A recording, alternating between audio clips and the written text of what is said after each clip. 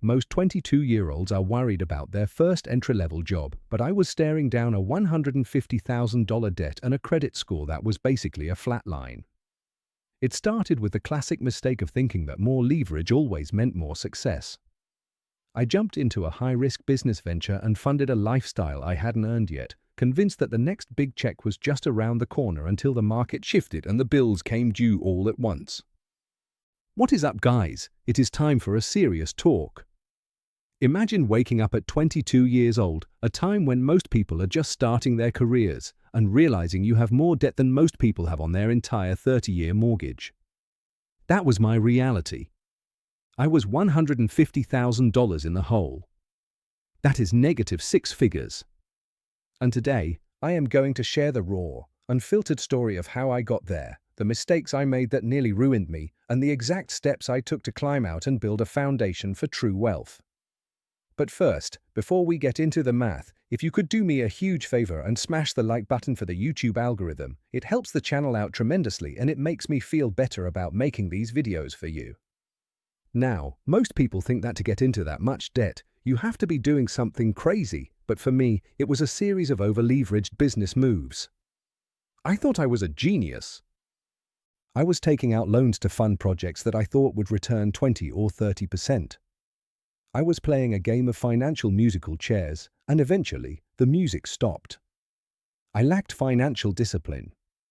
I was spending money before I even made it. I thought I was the exception to the rule, but as I always say, the math never lies.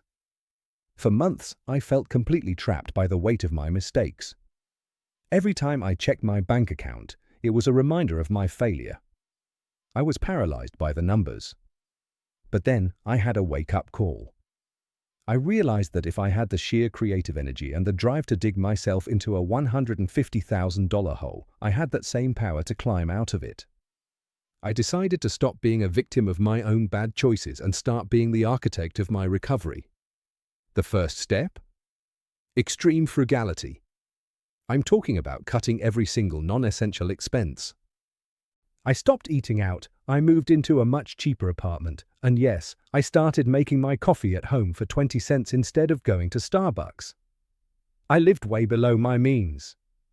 But cutting expenses only gets you so far. You can only cut your expenses to zero, but your income has no ceiling. So, I started several side hustles. I worked 16-hour days, focusing on building high-margin skills like sales and digital marketing. It wasn't an overnight success story. It took months of consistent effort and a complete change in my mindset. I had to learn to value every single dollar.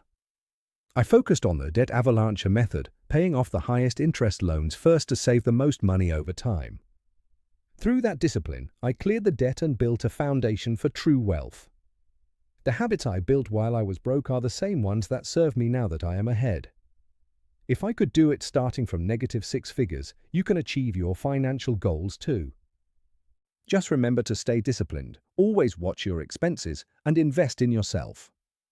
If you found this story helpful, do me a favor and hit that subscribe button and turn on notification bells. Also, let me know in the comments what your current financial goal is. I read every single one. Thank you so much for watching, and I will see you in the next one. The moment everything changed was when I looked at my bank statement and realized I was spending more on interest than on my own rent. I decided to sell my car, cut out every luxury, and started tracking every single penny in a spreadsheet while working 3 different jobs just to stay afloat. Debt is a tool that can either build your future or burn it down, and the real secret to wealth isn't how much you earn, but how much you keep through discipline and financial literacy.